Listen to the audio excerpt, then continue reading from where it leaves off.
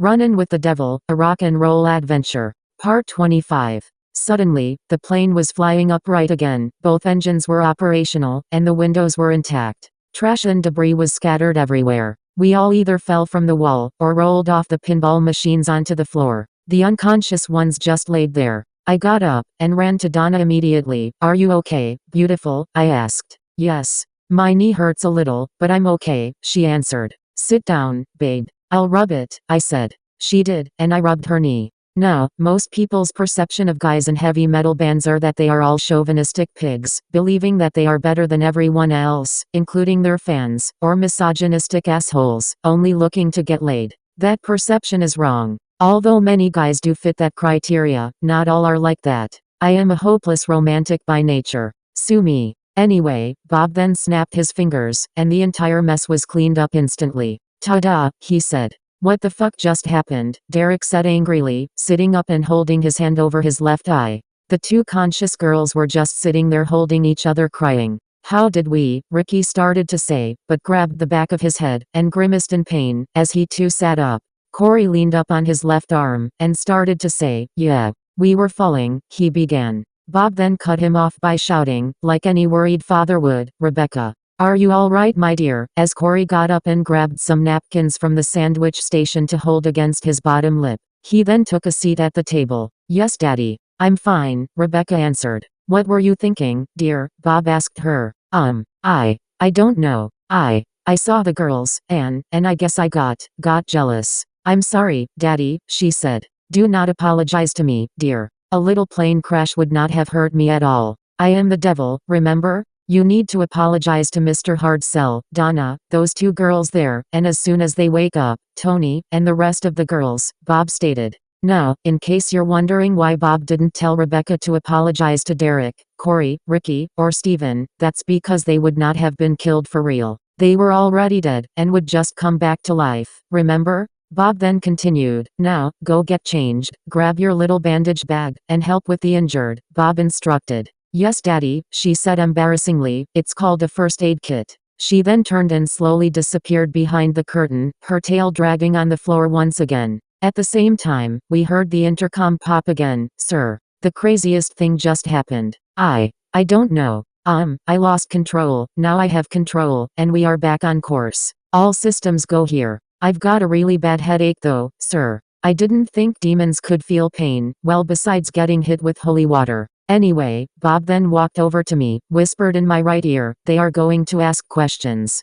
You are going to have to explain this," he said. I just nodded. "I know," I responded. "I will tell them I did it, to take the pressure off of you, for a price of course," Bob said. "One deal per customer, that's what you told Stacy," I said. I did not like her. "I like you. So I'm willing to bend the rules, so to speak," Bob replied. "No, Bob. No more deals. My first deal got me in this mess. I can just imagine what kind of fucked up shit this one would bring. I'll tell them the truth. I'll tell them I did it," I shot back. "Very well, Mr. Hardsell. Have it your way," Bob stated, and walked away. "What are you two talking about?" Derek asked, now standing. "Nothing, dude. We'll talk about it later," I said. "Fuck that, dude. I heard the word deal. You're not going solo like Satriani and Vi, are you?" he asked. "What? Solo?" Corey asked, still covering his lip. "Mikey, you're leaving?" Ricky asked, concerned. "No guys. I'm not making any deals. I'm not leaving, and I'm not going solo. We'll talk about this later," I shouted. "All right, man, okay, dude, sorry Mikey," they all said in response. Derek and Corey then went to get a beer, then sat at the table. Ricky just stood there. Rebecca then came back through the curtain, bouncing like she did before. This time she wore a naughty nurse's outfit, cut lower, and higher than the stewardess outfit. She had a stethoscope around her neck, white stockings on her legs, a red cross on her hat, and a pair of those comfortable white walking shoes that real nurses wear, carrying a suitcase-sized first aid kit. "Tell me where it hurts, boys," she said smiling, twirling her stethoscope. "Rebecca," Bob yelled, as the girls stared her down. "It was worth a try, Daddy," she responded, and then went to tend to the unconscious. She used 1 pack of smelling salts to wake up Steven and the girls, but had to use 3 to wake up Tony, who, after waking up, ran to his girls, just like I did, and began to console them. They all appeared to be uninjured, except for a severe headache. "Oh no. My accordion, Tony said loudly, then rushed to retrieve it. He put the strap over his shoulder and played a few notes. They kinda rocked, to be honest. Still works, Mike, he said and gave me a thumbs up.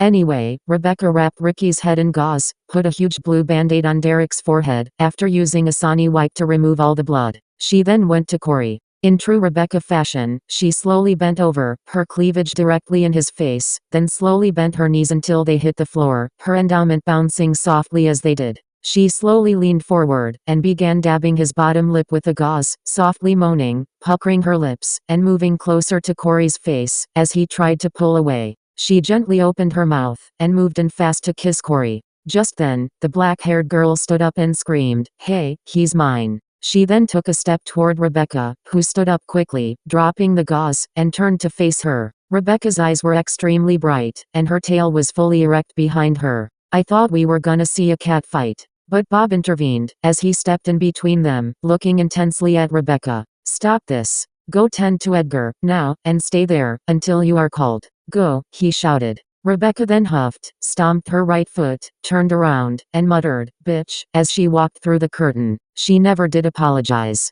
Now, in case you're wondering why the plane was in pristine condition, after I said what I said, but there was shit everywhere, and some of us were still injured. Well, it's because you have to be very specific when using this gift. All I asked for was the plane to be whole again, not to clean up the mess, or that there wouldn't be any injuries. Got it? Okay, moving on. Slowly, we all started resuming the things we were doing before Bob had his little talk with us, and Rebecca lost her mind. After a while, Derek stood up, and said loudly, "Are we just going to ignore the fact that we were spiraling, out of control, headed for certain death?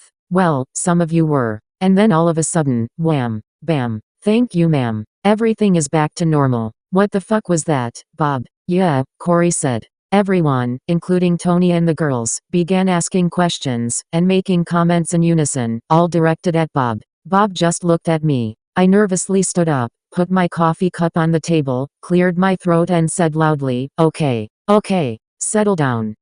Guys. That was me." They all stopped talking at that point, and just stared at me questionably. "You?" Donna asked. "Yes, babe. Me," I answered. "You see, guys. I have a gift," I started to say. "What kind of gift?" Tony asked. "Yes, please. Do tell us, Mr. Hard Sell," Bob said, smirking. "You're an asshole, Bob," I remarked. Bob then took both hands, and pointed to himself. "Devil," he said, still smirking. All the girls screamed in fear. "The devil." "Yes, girls. But he's a really nice guy, once you get to know him," I said. "Now, do you wanna hear what I have to say or not?" "I wanna know," one of the blonde girls said. I just looked at everyone, as they looked back at me. "Well, I started to say, dreading their response once I said it. I took a deep breath, exhaled, and said, "I have the ability to get anything I want, all I have to do is say I want it." I used air quotes when I used the word want the second time. I expected a barrage of requests, just like my parents did, but that did not happen.